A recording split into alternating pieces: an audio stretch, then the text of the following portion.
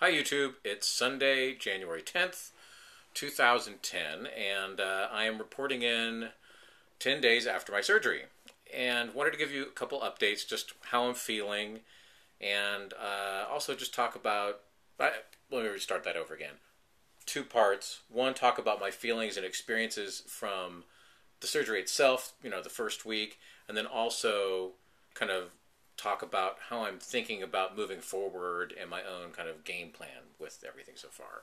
Um, so, Particularly for people who are thinking about lap band, my experience in these first 10 days has been pretty good. Uh, Overall, when you see all of the brochures about lap band, and maybe you've talked to people at some of the informational seminars, they talk about how people are kind of, they give this impression that people are perky and back to work within 4 days. And I could certainly say that I have had energy at times, but I am still 10 days out pretty exhausted. And, I have good points of kind of energetic resilience, and long periods of just being tired, where I just have to sleep and just kind of work off the surgery. Um, as for pain, pain in the shoulder that people talk about, I had none of that. The only thing that I really had was a left side cramp in my diaphragm. Felt like I've been running a lot, and when you run a lot and then you get a kind of cramp. I've had that for a few days, and that's starting to go away. But that's really been my biggest thing in terms of pain. So I didn't take the pain meds for too long. They kind of made me dopey, and I kind of think that it's okay to feel pain because it's telling me something that I need to know. So that's that for that experience. Um, the liquid diet was easy, and I was really surprised to feel a sense of fullness. Now, my surgeon told me later at my week post-op, he said the first week will simulate what it feels like to have a fill because you have some swelling where the lap band was installed. So, I guess I had a simulated experience of what a fill is like. But it was, it wasn't bad at all. And I think that this week of just having clear liquids, I juiced a lot. I had lots of, fresh juices and some basic soups. But if anything, I think it was great to kind of get off the food chain, get off the food bandwagon, and get clear just in my head and clear my body about how I was feeling about food itself. And I think that this was a really good week to kind of sit back and start developing a game plan about how I want to move forward. I can say that prior to surgery, I lost in the post-op or the pre-op diet period, I lost 20 pounds, and in the week following my surgery, I lost 5 pounds. So I've lost a total of 25 pounds. I'm at 322, and I'm feeling great about that. But I want to make a good game plan going forward. And for me, it's not just, people talk a lot about obesity, and I feel like there's a lot of blame on people who are fat and get, and are, quote, obese. But I think there's a lot to say about the foods we eat versus, and kind of the processed foods that are out there, and, what's out there in the system.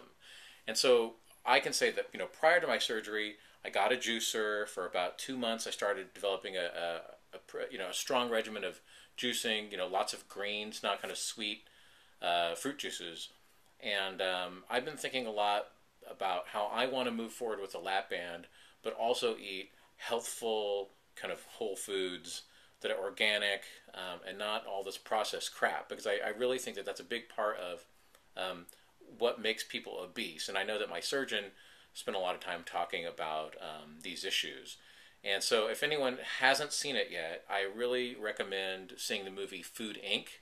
and also picking up a copy of any of Michael Pollan's books that talk about all the corn that's in our system. And, I think at the end of the day, I think just as we're genetically modifying our foods, I think we're being genetically modified ourselves as we kind of grow larger and larger. So if they plump the chickens, we're getting plump too. Now, of course, yes, of course, I have overindulged, and there's another reason why I'm fat.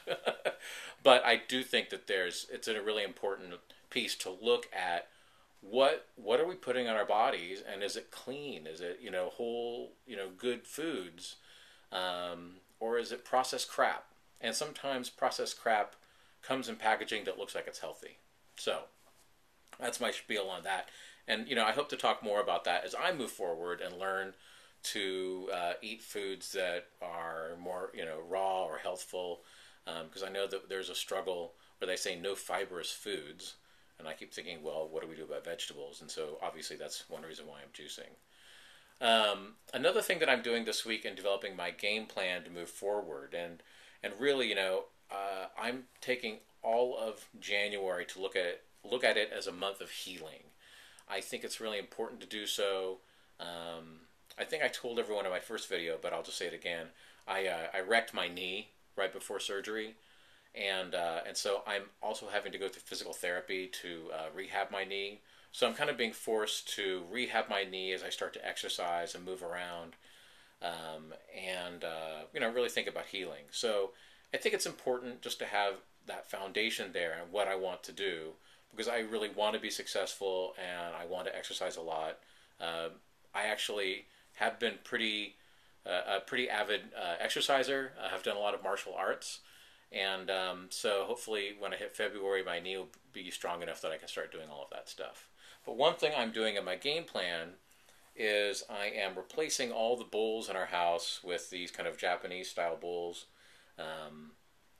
because I find that like these, small bowls like this,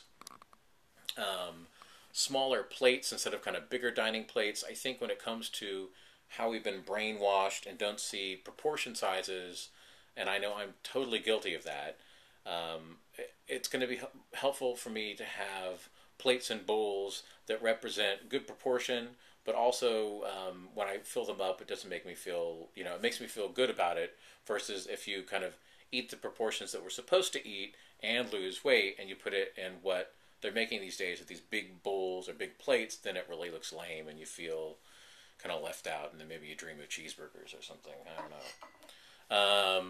So let me see. What else can I say? All in all, I would say that I really it's been a pretty easy process, minus just being tired a lot, and I really feel like I've installed. I was telling some friends and my wife that I feel like I've upgraded my enough point, meaning I just I feel fuller and it's okay, and I'm gonna work with my band. I don't want to push it. And when I've felt full, whether it's with liquids and during this liquid period, or now I'm kind of starting a soft mushy phase, I just stop. And I think knowing that I also have the band inside me is there as a tool is helpful. And I also know that if I abuse that, I don't really want to be throwing up. I don't want to have band slippage, and I don't want to self-sabotage myself. I think that's ridiculous. I mean, I'm having to do this because have been at a stuck point. So kind of in the next installment, I'll talk more about the game plan that I'm setting forward. But I really going to look at the year, and I'm going to plan out where I'd like to have certain weight milestones as I lose, and the types of exercise that I want to be doing. And kind of setting up a full plan so I can hold myself accountable to this as I move forward. And so I'll share that, but I certainly recommend this to anyone else who's out there considering lap band or doing lap band themselves. And then lastly, I really do recommend seeing Food Inc., because I think it helps you reevaluate what we're actually putting into our bodies and how that has a huge impact on how we are, who we are, and and how we might do things differently as we learn to live this new lifestyle. So that's it for me. Oh, and finally, the secret ingredient of the past week has been prune juice. I would say stock up on some. Okay, that's it. I hope everybody has a good week. I will update later, and sayonara.